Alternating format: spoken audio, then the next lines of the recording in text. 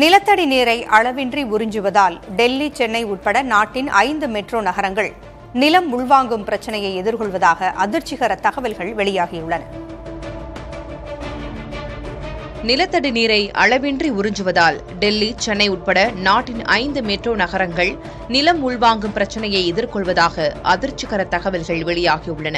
கனடாவில் உள்ள United Nations பல்கலைக்கழகம், அமெரிக்காவில் உள்ள விர்ஜீனியா டெக் உள்ளிட்டவற்றைச் சேர்ந்த ஆய்வாளர்கள் நிலத்தடி நீர்வளம் குறித்து நடத்திய ஆய்வின் முடிவுகளை நேச்சர் சஸ்டைனபிலிட்டி இதழில் வெளியிட்டுள்ளனர்.